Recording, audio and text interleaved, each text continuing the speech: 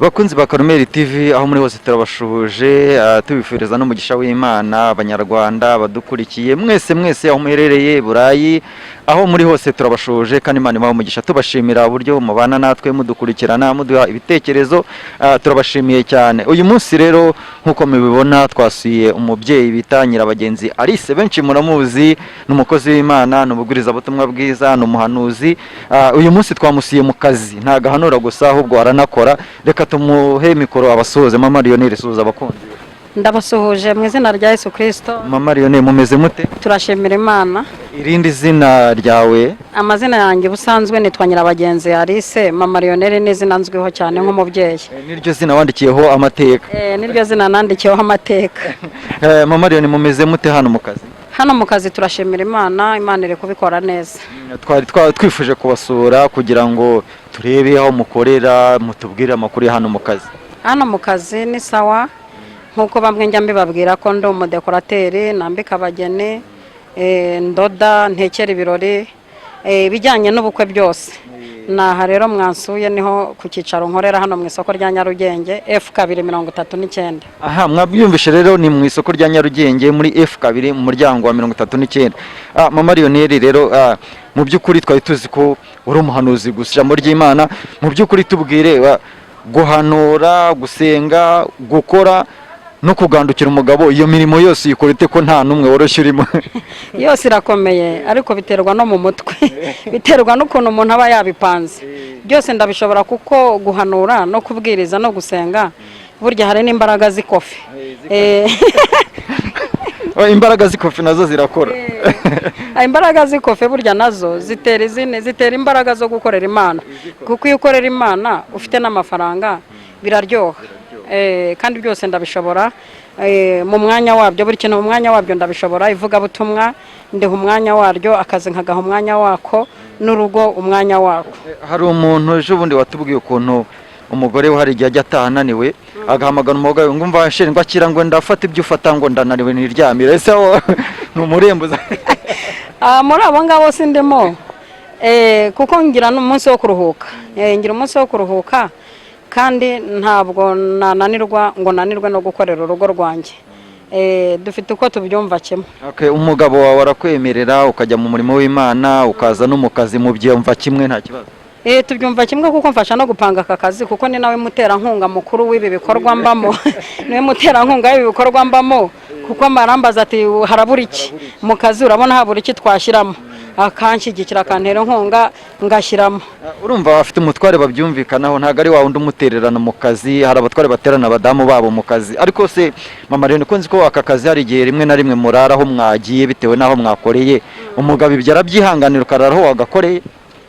Ni gake cyane ndaraho nagiye, biterwa n'impamvu.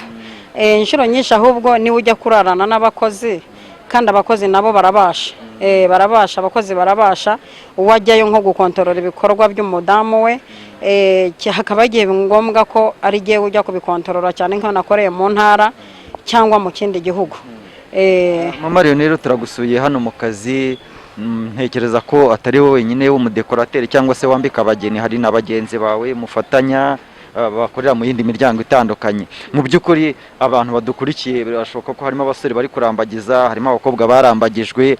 Ni nk'ibiki ku buryo umuntu yabyumva akavuga ati uyu mubyeyi nkurikije ukuntu numvisha bivuze nanjye azanyambika, azankorera, ku buryo rwose bumva ufite akarusho cyangwa se umwihariko? Rero abantu bose bakora akazi ariko buri muntu akagira akarusho ke. Akarusho ka mbere nihariye tukaziranyeho n'inshuti zanjye. Ubukwe ngiye gukorera ndabusengera. Ubwo nimba ari n'umwanzi wagutera mbona arangije kumubona kera. Nimba ubukwe nakoreye hinjiyemo umurozi, mfite uburyo, mfite amaso amubona, mfite uburyo mpita muhagurutsamo mu kinyabupfura tukagenda tukabyumvikana. Kuko hari naho nabikoze mpagurutse umurozi waje kuroga ubukwe, mujyana mu kinyabupfura, nyir'ubukwe agerageza gushaka kumbaza impamvu zabyo, wajyanye umuntu, ndangije ndamusobanurana namwereka ibyo yarazanye. Hejuru y'umushahara we rero twavuganye andengerezaho akantu k'agafanta kuko namufatiye umurozi. Akandi karusho rero mu mikorere yanjye abandi badafite, nuko ushobora kwicara ugatuza nkagutegurira akazi wiryamiye, waba uri hanze uzakorera ubukwe mu Rwanda, waba uri mu Rwanda udakunda stress, ndagufasha ku buryo ukora ubukwe bwawe nta stress.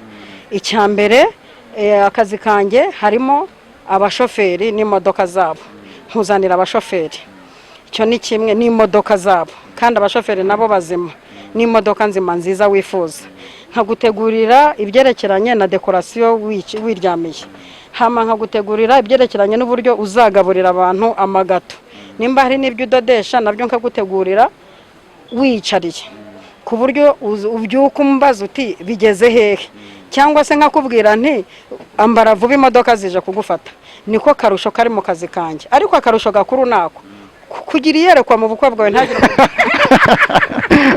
ugakubita abazimu kiruka, abadayimoni nkakubita nta mudayimoni uhagera. Ubushize ngo hagurukije umuntu mu bukwe hagurukije umuntu mu bukwe, tubwese koko warabimufatanye? Narabimufatanye, ni umumama ukuze cyane wari uje gukora kontrole yabo y'abarozi, atera akabanda aratambuka ashaka kujya n'aho abageni bicara, ndamufata mukurayo turagenda turaganira, aho ni ahambere. Aha kabiri ngewe naramwihagurukirije iruhande rwa nyina w'umukobwa, ndamuhagurutsa nti ngwino tuvugane. Ati kubera iki? Ntiwitindiganya kuko ibyo ngushakira birihutirwa, urashaka kuturangiza. Mba ndamujyanye turabyumvikana nk'umuntu w'umunyamwuka, hanyuma turabirangiza. Ako nayo nta kandi karusho ngira. Uwo ni we wa mbere ufite uwo mwihariko ku isahani? Ku isi nige muntu wa mbere ufite umwihariko wo gukorera ubukwe nabusengeye, ku buryo nta dayimoni buhingukamo. Nk'umuntu wenda tuvuge ari nko muri Leta Zunze Ubumwe za Amerika cyangwa se mu Bubiligi n'ahandi, akaba afite nk'umushinga w'ubukwe hano mu Rwanda, wamufasha ute, wamutegurira gute? Abo ngabo nabo turabafasha, ndamutegurira. Cyambere abakeneye maison de passage azamaramo iminsi runaka akisubirira hanze, mufasha kuyimushakira, nkamufasha gushaka jaride azakoreramo ubukwe cyangwa sare, nkamufasha gushaka amamodoka, nkamufasha gushaka abantu bazamufasha nimba ari n'umukozi uzaba umutekera, mufasha kumumushakira kuko nijye ububazi, nkamufasha kumuha imodoka izajya imudeplasa muri iyo minsi y'ubukwe, nkamufasha gutegura ibintu byose atiriwe avunika. Niko karusha. Birumvikana nk'ubwo aramutse aguhamagaye Mama Lionel, urabizi abantu bo hanze kenshi baba bafite mu bintu bijyanye n'akasho byo gutegura ibyo ku meza. Ese abakozi umutegurira barashoboye ku buryo bategura ibyo ku meza?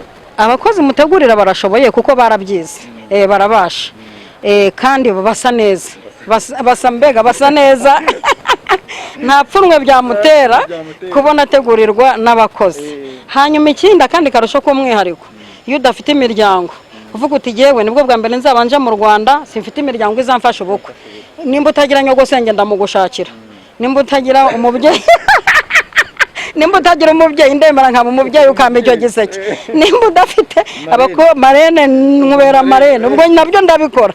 Nimba udafite bazagufasha serivisi na protocole cyangwa bazagukenyerera, ndabagushakira abakobwa beza baberwa nkabaguhereza. No stress ku muntu twakoreye akazi.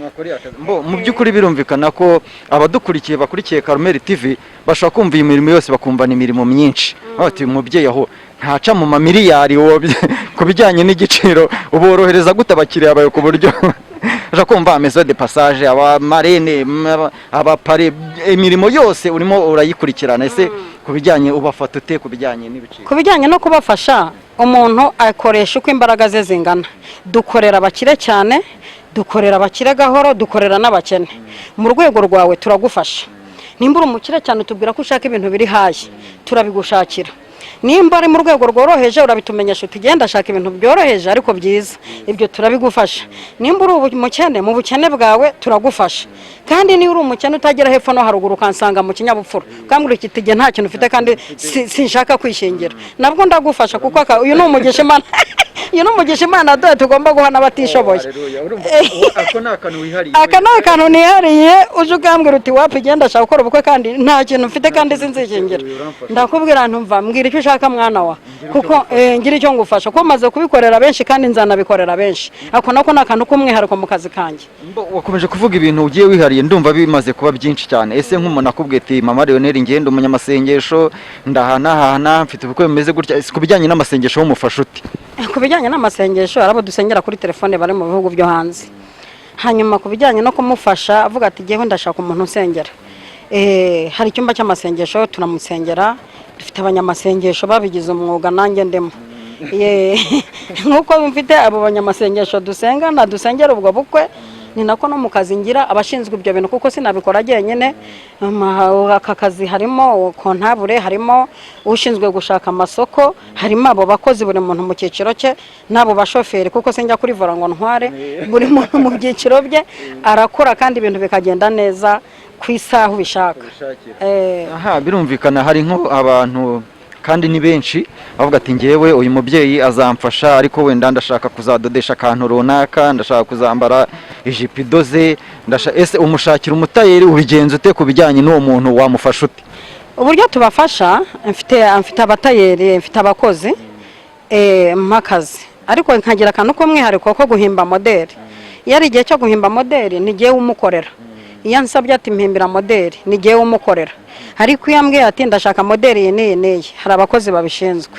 Ku byerekeranye no kudoda rero nabwo turarema, mujye munandeberaho turarema. Ariko ukurikije ukuntu wambaye abari babona ko style rwose ntago isanzwe, iyi ni modeli yawe widodeye? Iyi ni modeli yanjye nidodeye y'ubwenge, ariko uyishatse turayigukorera cyangwa tukaguha izirenziza. Urumva n'abantu bashobora kuba badodesha amaribaya n'amakositimu hose, Mama Lionel arabakorera, n'amakanzu mashyashya nayo urabadodera. Murumva ko Mama Lionel afite ibintu byinshi byihariye by'akarusho. Mama Lionel, hari nawe uri umudekorateri ujya ukunda kubyumva, tujya twumva ngo ikintu ngo nimba ari ugukoshona, sinzi ukuntu babivuga. Ese abo bantu wenda nk'uri i Burayi utari mu Rwanda cyangwa se n'uri mu Rwanda, ako kantu ko kajya wewe ni akahe karusho bifiteho? Ako kantu kabaho mu bantu dukorana, bamwe nubwo atari bose bakoshona niko tubyita, bakorera abantu ibyo batabasabye cyangwa ntibanabikore, bakangiza imitima y'abakiriya. Ibyo rero kuri jyewe byarakemutse, nta muntu nkorera ngo ababare, ahubwo birangira tubaye inshuti. Arabona ko raza no kumpemba nabyaye ati rwose nta kuba utagize indi ngandi ntya namukore mbura icyumweru ngo mbyare. Areba uburyo ndi kwitanga kugira ngo ibintu by'umwana we bigende neza. Ambwira ati nkurikije ibintu nkoreye n'uburyo umwana nashingiye ubushize umudekorateri yantesheje umutwe, nzaza kuguhemba. Kandi koko yaje kumpemba ibyerekeranye no gukoshona no kwica gahunda z'umuntu, kuko nasomye na Bibiliya irambwira ngo ducahe imbwa zica gahunda, umuntu wica gahunda bariyemo. Aho dukurikiye murumva ko Mama Lionel afite ibintu byinshi yihari, ariko se hari wenda nk'ikibazo kimwe nsigaranye cyo kukubaza, nk'umuntu aramutse afite ubukwe ariko adashaka kubukorera mu Rwanda, avuga ati ngewe nzabukorera i Burayi muri Kenya, uwo muntu akavuga ati ni Mama Lionel nshaka kazamfasha, uwo muntu nawe wamufasha? Umuntu namufasha, ubwo yemeje gukora ubukwe muri ubwo buryo aba yibitseho icyitwa ikofi, aba yibitseho amafaranga, kuko hari ibyo twuriza indege. Hari ibyo twuriza indege tukaza tukakwambika bitewe n'uko ushaka. Ibyo dukorerayo uwo muntu aba afite amafaranga ahagije, kuko abo twakoreye hanze ni ibihugu biri hafi aha, i Burundi, Kampala, ariko ntawe ndakorera mu bihugu bya kure. Ubwo byasaba ko dupanga bayemeje amafaranga, nkaza nkamukorera nkica nabo badayimoni. Murumva ko n'abari i Burayi aho muri hose yabageraho. None mu kubijyanye, hari abantu bategura amakwe, bagategura n'abantu bazabaririmbira, bazaba abayemusi n'abandi bakumara iyo mirimo nk'iyo ngiyo. Ese nk'umuntu ari nk'i Burayi akakubwira ati nshakira itorero cyangwa se nshakira abandi bantu bazasusurutsa ubukwe, ese aho wamufasha? Uwo nawe ndamufasha cyane cyane abantu bo hanze nibo mfasha muri ubwo buryo, kumushakira abayemusi bazi kuvuga ikinyarwanda kiryoshye kandi bazi n'indimi z'amahanga, ku buryo banyuza mu ndimi zose, nuraho utumva ikinyarwanda akumva n'izindi ndimi. Gushaka abasangiza b'imisango, ibyo nabyo ndabigufasha.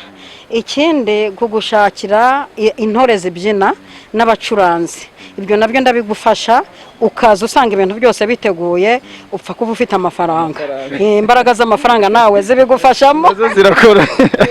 Bakunzi bacu rero aho mudukurikiye, mu by'ukuri kuganira na Mama Lionel hano twamusanze mu kazi, ubona ari no mu mwuka, nubwo aba ari mu bintu by'imyenda, aba ari no mu mwuka, ntibimubuza kujya mu mwuka. Hari ikibazo kimwe nsigaranye, urumva wavuze ko nk'umuntu adafite nk'imiryango, hari serivisi agusaba kandi ukaba wazimufashamo. Ese nk'umuntu utagira nyirasenge kandi akeneye impanuro, ese wumwakira ute kandi akaba aje ari umukire ariko adafite ba nyirasenge cyangwa n'abandi bantu bamubwira uburyo zubakwa uwo muntu abo bantu ndabafasha cyane no mu busanzwe nkunda gutumirwa mu maburadishawa kwigisha abakobwa bagiye gushaka urumva ko udafite nyogosenge mpari utangire wumve ko ufite nyogosenge arabonetse utuze nyogosenge arabonetse kuba rero mpari ahumura impanuro zose abamasenge bakenera ndazifite sawa. Murakoze cyane rero abakobwa badukurikiye abasore mudukurikiye masenge abonetse masenge abonetse utugira inama akaduha ndetse n'impuguro zigiye zitandukanye mu by'ukuri turimo tugana ku musozo ni akahe gaki cyangwa se nirihe jambo wabwira abantu bari badukurikiye ariko cyane cyane ku bijyanye n'akazi ukora turimo tugana ku musozo ku bijyanye n'akazi kanjye cyangwa abantu badukurikiye ijambo nasorezaho nkuko ndamuvugabutumwa kandi nkaba ndi umubyeyi w'umunyamasengesho nifuza ko umuntu wese wakwinjira mu cyiciro cyo gushaka cyangwa cyo kurambagiza yabanza akanasenga kuko ibyo byose mvuze ushobora kubitangaho amafaranga angana gutyo ugakora ibintu bihenze gutyo ariko warangiza urugo rukakubera rubi. Icyo nagusaba ni ukubanza gusenga Imana ikaguhitiramo umuntu muzabana akaramata atari umuntu muzabana iminsi mike mugatandukana. Nicyo kintu narenzaho.